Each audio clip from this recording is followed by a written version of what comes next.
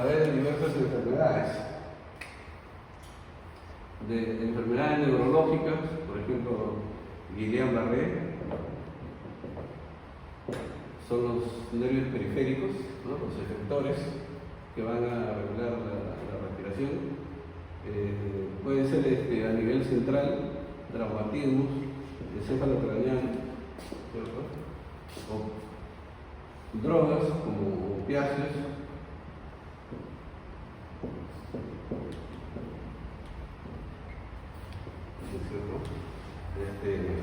distrofia muscular, miastenia gravis,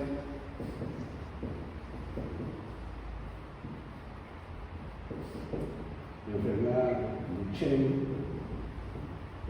¿no es cierto? Aquí a nivel central, esclerosis lateral amiotrófica.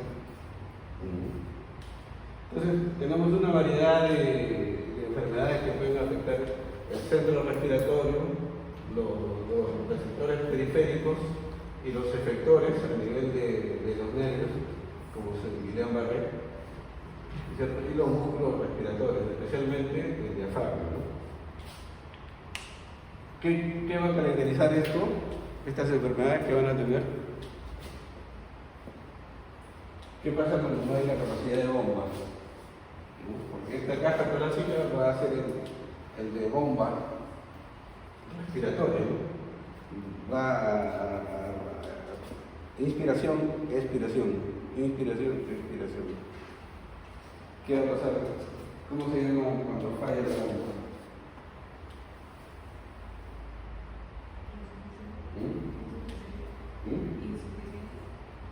Claro, es una insuficiencia, pero ¿qué va a haber?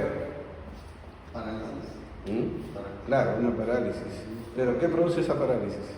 O sea, la afección del centro nervioso, de los nervios o de los músculos, diafragma, los intercostales, ¿qué va a producir acá a nivel de la ventilación?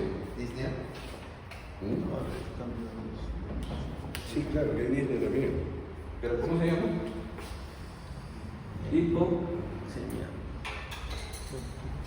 Hipoventilación. La hipoventilación, ¿no?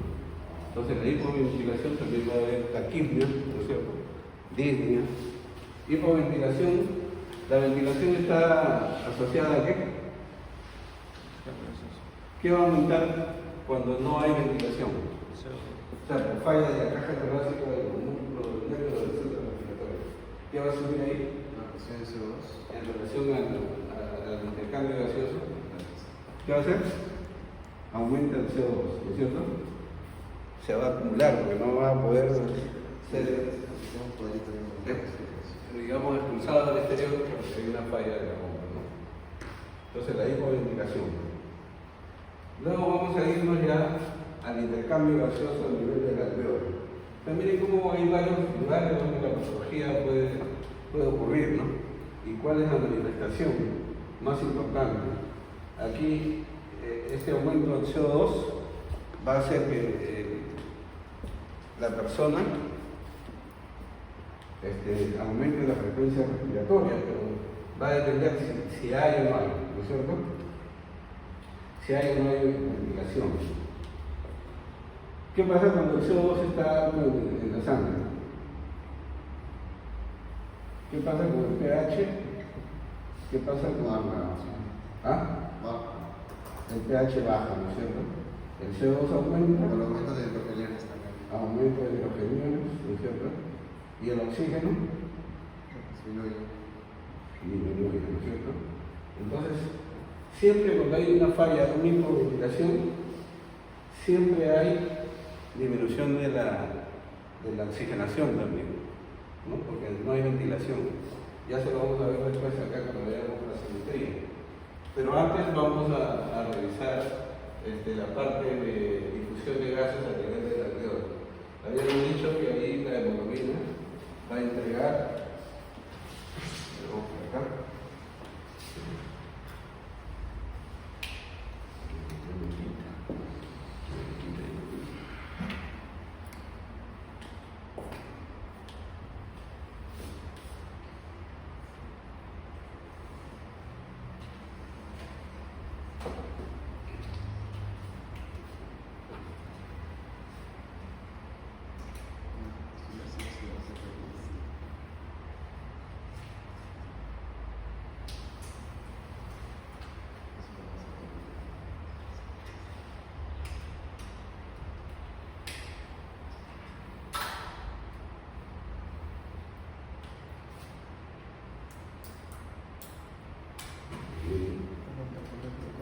chaviza, porque estos pulmones, una vez que manchan ya no salen.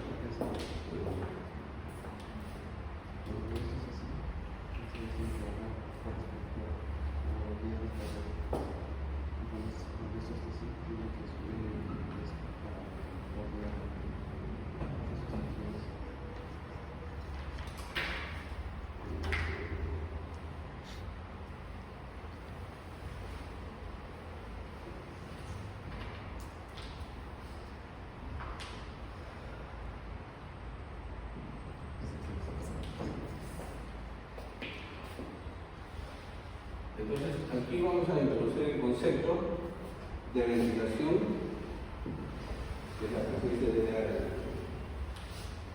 del oxígeno a nivel del alveolo, ¿no es cierto?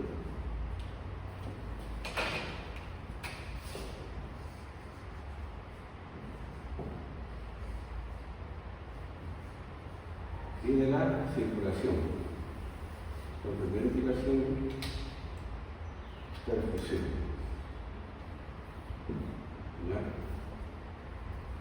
Entonces, esto normalmente en el organismo, en el pulmón, hay tres zonas. Una zona que se llama la zona de West. ¿Han revisado eso? La zona de West. ¿Cómo son las zonas de West en el pulmón? Zona 1, zona 2, zona 3. O sea, en la zona 1 hay alveolos bien ventilados, pero mal perfundidos. En la zona 2, que es la zona intermedia, hay alveolos bien ventilados y bien perfundidos.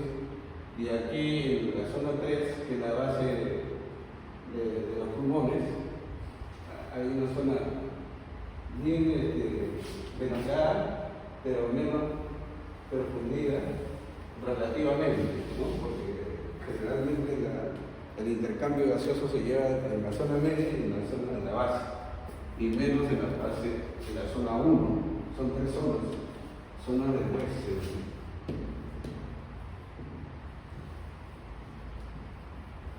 ¿Ya?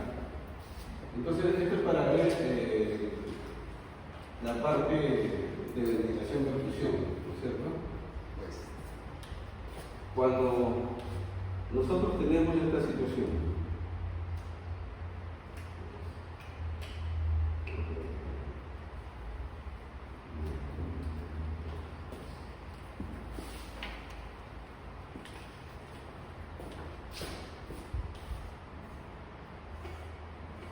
¿qué pasa si tenemos una obstrucción?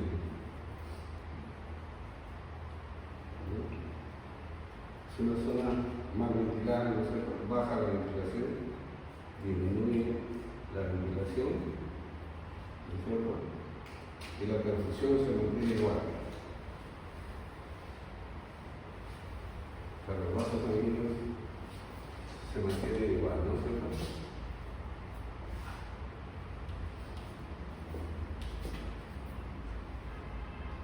La relación ventilación-perfusión, ¿cómo va a ser? Si disminuye la ventilación, ¿qué es lo que pasa?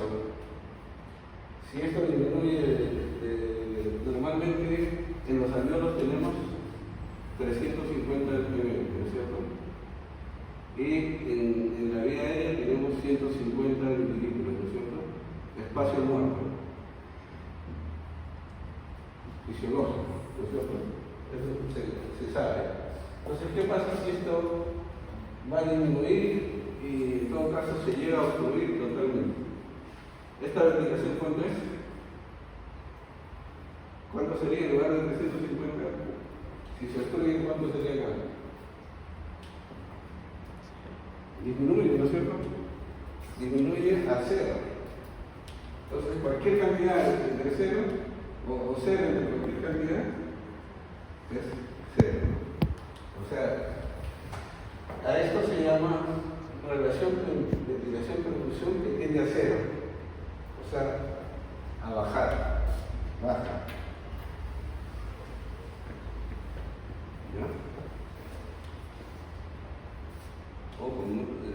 ¿Están siguiendo el camino o no? O sea, hay una relación entre la ventilación alveolar y la circulación, ¿no?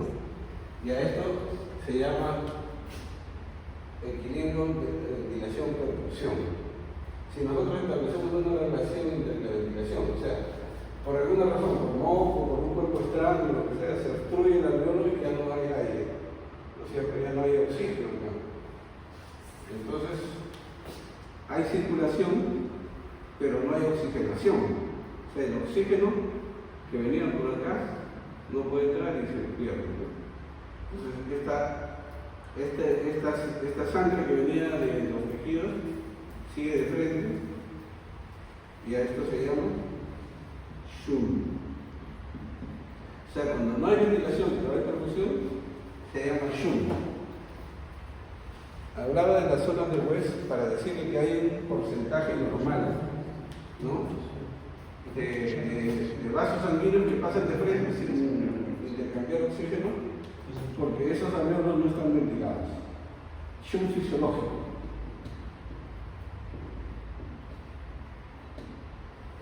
Es del 8%. Pero cuando esta obstrucción se hace mayor, ya hay los shunts patológicos, ¿no es cierto?, que pueden ser pulmonares. O sea, cuando el parénquima pulmonar se afecta, ya sea por un síndrome de respiratorio, o como en el COVID, por ejemplo, que afectaba más del 60%, se forman shunt patológicos pulmonares, ¿no? Síndrome de respiratorio, neumonía extensa, neumonía, edema de pulmón, ¿no es cierto? Y cardíacos también. Existen shunt cardíacos, o sea, el pase de sangre no oxigenada hacia la parte arterial. Eso se ve en la comunicación interventricular, ¿no? Normalmente la presión del ventrículo derecho es menor a la presión del ventrículo izquierdo, pero con el tiempo se va remodelando, se va cambiando, se va invirtiendo las presiones y la del ventrículo derecho llega a superar a la presión del ventrículo izquierdo, de tal manera que existe una mezcla de la sangre no oxigenada con la sangre oxigenada, ¿no? Y a esto se llama shunt cardíacos, ¿no? ¿Por qué se caracteriza los shunt por hipoxemia? Hipoxemia.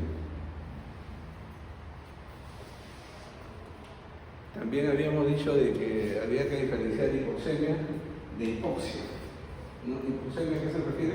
Disminución de oxígeno en la sangre. A la disminución del oxígeno en la sangre, ¿no es cierto? Hipoxemia. Entonces, estas enfermedades con shunt pulmonares o cardíacos va a caracterizarse por hipoxemia. Ahora, cuando puede haber otra de los trastornos, ¿no es cierto?, en el cual el alveolo está bien ventilado, ¿no?, pero está más perfundido, o sea, hay un trombo. Y la circulación se reduce y aquí también no hay intercambio gaseoso porque no hay circulación. Hay buena ventilación, pero no hay perfusión. Y a este shunt también a esta alteración de BQ, ¿no?, se le conoce como una alteración BQ alta, porque tiende al infinito, porque la circulación es cero, ¿no es cierto? Entonces, un número multiplicado por cero siempre va a ser cero, pero esta ventilación está presente, entonces el número que es necesario para que alcanzara, que necesita cero, se vuelve infinito, y a esto se llama relación ventilación-perfusión alta, propia de las trombosis a nivel del pulmón, ¿no? ¿Por qué tiene importancia conocer esto?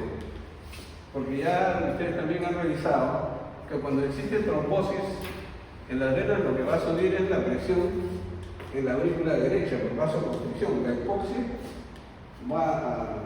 esto también conduce a hipoxia, pero por trombosis, ¿no? Va a producir una vasoconstricción generalizada y que va a terminar en una enfermedad pulmonar obstructiva crónica o hipertensión pulmonar. Entonces, a esto se le conoce como trastornos circulatorios. ¿Ya?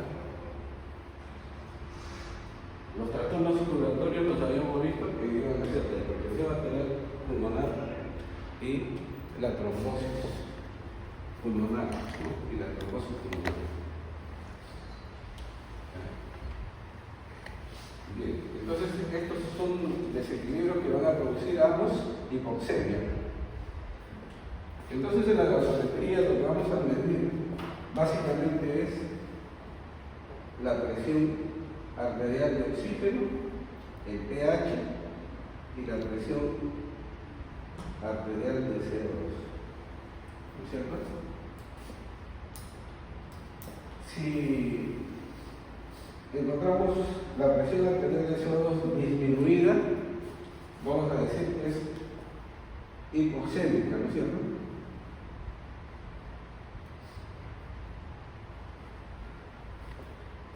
Hipoxémica.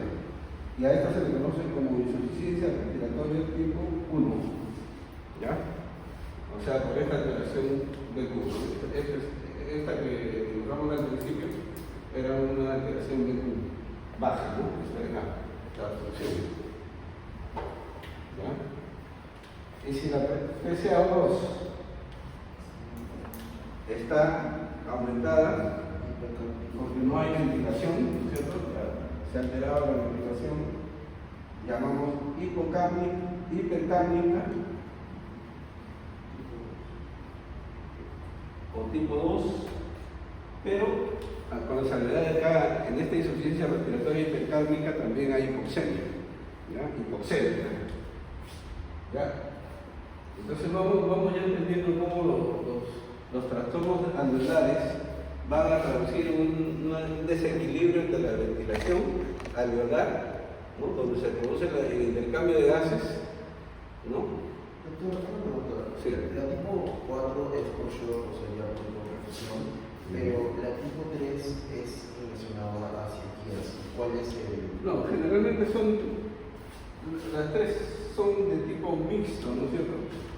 Una cardiotomía, una lobectomía, ¿no? Podría ser una insuficiencia respiratoria, pero ahorita lo que necesitamos es recordar esto, ¿ya? Esto sí es básico, ya lo otro ya es para especialistas que tendríamos que explicar más cosas para poder entender. Ahorita lo que estamos tratando de hacer es un esquema global para poder entender las enfermedades. Entonces las enfermedades hipoxémicas serán todas aquellas que van a ocupar espacio en el alveolo, ¿no? Por ejemplo, habíamos visto, ¿no? Espacio en el alveolo, habíamos visto, podemos tener líquido, ¿no es cierto? Podemos tener líquido y después tenemos neumonía.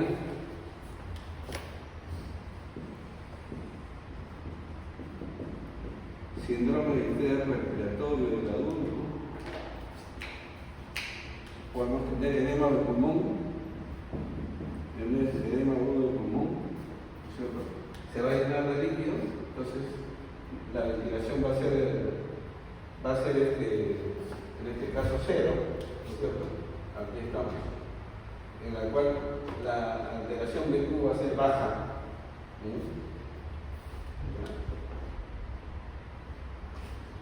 Luego existen otras enfermedades que se llaman enfermedades de la difusión, acá, en la cual la distancia entre el alveolo, vamos a buscar acá un librito, este es el vaso sanguíneo,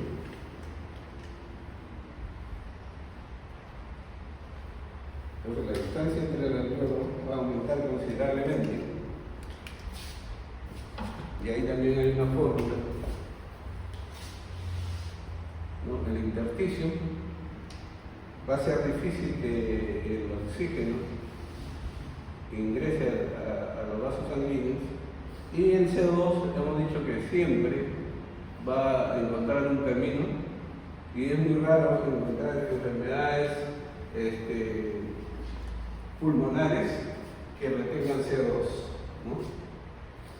Sí, enfermedades que tienen que ver con la ventilación, ¿no? Porque el CO2 es 20 veces más difusible que el oxígeno. Entonces, en estas enfermedades intersticiales, aquí la distancia es la que va a hacer que el resultado final sea la hipoxemia, nuevamente, ¿no? Y volvemos acá, hipoxemia. ¿Ya? Luego, tenemos aquí el efecto Bohr que habíamos visto. Vamos a ampliar acá.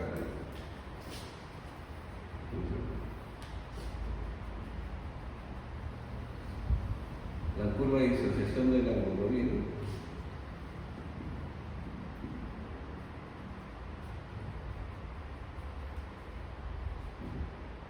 Aquí tenemos 60, acá tenemos 100. La curva de disociación de la hemoglobina tiene más o menos una forma de S itálica, ¿ya? Donde entre 60 y 90 hay una pendiente de caída rápida, ¿ya? Una vez que de aquí hasta el 100% es más o menos una meseta. ¿Qué significa esto? Cuando la saturación de la hemoglobina está entre 90 y 100, digamos, una relación muy estable, pero de 90 hasta 60 es una caída tremenda de la oxigenación. Entonces, por eso es que cuando nosotros tenemos una saturación del 90%, ya vamos pensando, o sea, de 90 milímetros, vamos pensando de que si no actuamos rápido, el paciente se va a empeorar muy rápidamente, porque la caída se produce de manera mucho más rápida. ¿Ya? Entonces hay factores a nivel del tejido, ¿no es cierto? A nivel del tejido, necesitamos que esta afinidad, ¿no? Porque esto se llama la curva de disociación de la hemoglobina, que quiere decir la afinidad con el oxígeno.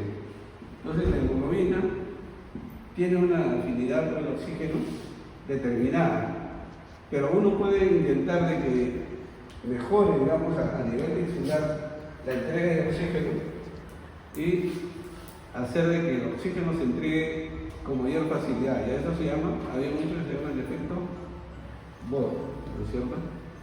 ¿Qué mejora la entrega de oxígeno a nivel insular? El pH, los hidrogeniones, el PCO2, ¿no es cierto? Y va a desviar la curva de hemoglobina, o sea, va como que a entregar más rápido el oxígeno. La desviación hacia la izquierda, ¿no es cierto?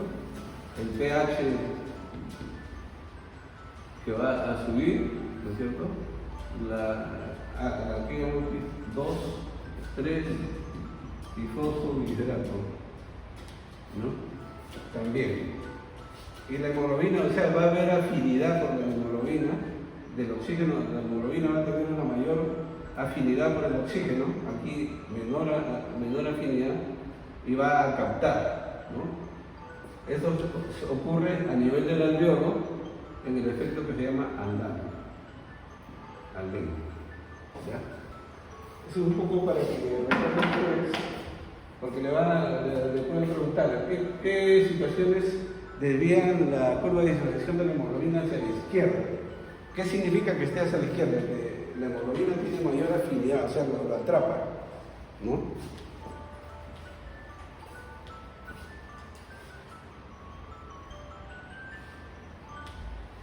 Entonces, ¿qué significa que esté cambiando esa afinidad de la entrega? La entrega de oxígeno. Eso es conveniente a nivel del tejido, ¿no es cierto? Entonces, por estos dos fenómenos, la curva de disociación de la hemoglobina tiene importancia conocerla, porque cuando nosotros tenemos condiciones de hipoxemia, necesitamos de que la hemoglobina entregue, el transporte de oxígeno esté asegurado al tener una buena captación a nivel del alveolo y una buena entrega a nivel de los tejidos. ¿Alguien habló? Sí, fui yo. ¿Qué? Entonces, ¿cómo me preguntaron esto? ¿Qué pasa? ¿Qué factores asocian la curvatura de la hemoglobina a la izquierda? Hacia la derecha. Los factores son los mismos, pero a la inversa. ¿No? ¿Cuál es a la izquierda? ¿Ah? ¿Cuáles eran los factores para A la derecha es acá. O sea, disminución de pH, aumento de hidrogenados, aumento de... Ah, ya. Y a la izquierda es a la inversa.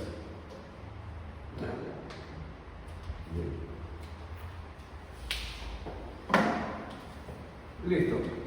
Entonces aquí tenemos toda una visión panorámica de toda la patología, ¿no es cierto? Aquí lo que vamos a tener es hipoventilación, aquí hipoxemia, ¿no es cierto? Acá en las enfermedades intersticiales también vamos a tener hipoxemia, o sea, en la distancia alveolar, en los trastornos de ventilación-perfusión, mala ventilación, aquí hicimos al revés. Mala ventilación, buena circulación, va a haber el efecto de Schum, ¿no es cierto? Y acá tenemos mala ventilación, buena perfusión, y la ventilación es baja. Entonces, pues, la relación de pulmones tiende a ser cero, en este caso que hemos dibujado, ¿no es cierto? Donde el Schum, que significa Schum, ¿ya? Y el Schum fisiológico normalmente es el 8%. Ya, cuando hablamos de Schum, tenemos que ver si es pulmonar o cardíaco. También se traduce en hipoxemia. Entonces, recapitulando, enfermedades obstructivas, las pruebas de espirometría nos van a dar el índice FEV1, o sea, la fracción expirada del primer segundo de volumen va a ser menor al 80%, el índice menor al 70%. Entre el índice de fracción expirada del primer segundo y la capacidad vital menor al 70%. Ahí tenemos que hacer el test de reversibilidad, o sea, con beta bloqueadores. Si esa capacidad mejora en el 12% es reversible. Si no mejora, es irreversible. Si mejoró, es asma. Si no mejoró, es bronquitis, EPOC, enfisema. Los trastornos restrictivos, hemos dicho que dificulta el ingreso, por eso es que la capacidad vital disminuye, porque la cantidad de aire que va a ingresar es poco, ¿no? Entonces, eso lo vemos en la capacidad vital, ¿no? Disminución de la capacidad vital por fibrosis. Tenemos innumerables enfermedades reumáticas, por ejemplo, artritis reumatoidea, esclerosis sistémica progresiva, algunas drogas como el metotrexate y la miodarona, ¿ya? Por drogas, son enfermedades del intersticiales que van a ser restrictivas finalmente, ¿no? Los trastornos circulatorios van a afectar a los vasos sanguíneos, ¿no? La hipertensión pulmonar y también la tromboembolia pulmonar. La parte neurológica, a nivel del control central, a nivel periférico o de nervios efectores, que van a actuar sobre los músculos y el diafragma, ¿no? Y que va a producir hipoventilación. Entonces, por un lado tenemos hipoxemia y por otro lado tenemos hipoventilación, ¿no? En la hipoventilación aumenta el CO2, disminuye el pH, aumentan los hidrogenados. Y finalmente, cuando esto se mantiene, la presión arterial de oxígeno también disminuye. Ojo, a ver, vamos a ver un caso clínico en el arma bronquial. Un paciente de 12 años sabe hacer ejercicio y presenta disnea, taquimia, ¿no? El examen físico, sibilancias.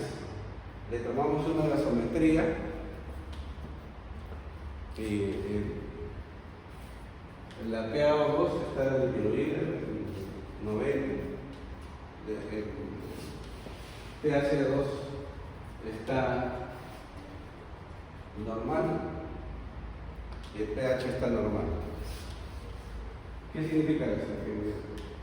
Que el PCO2 esté normal en un paciente asmático.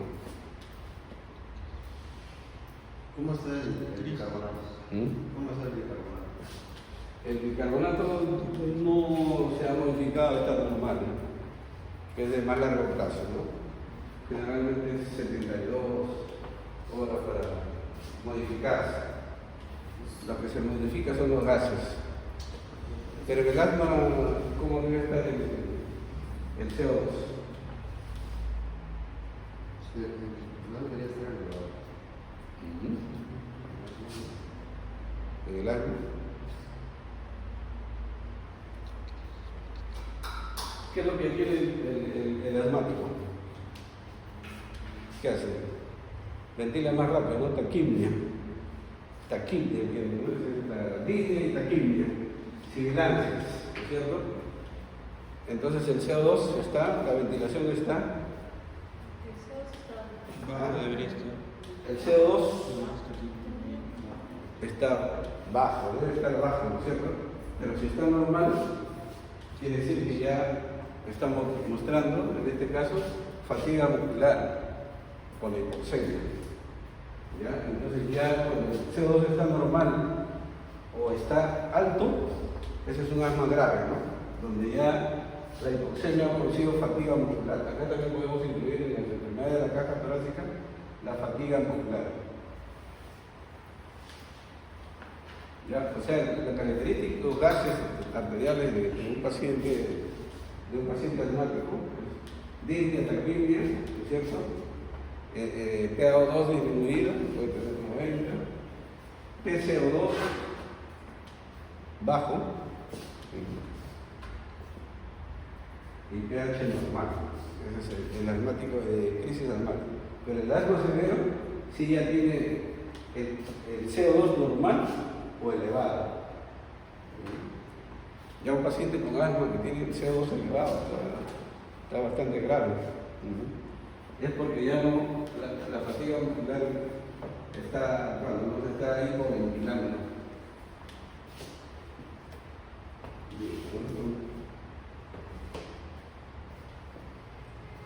Está más claro, está más oscuro, se han confundido. La idea era hacerles ver todo el programa. ¿Ya? Tenía razón. ¿No? Está bien,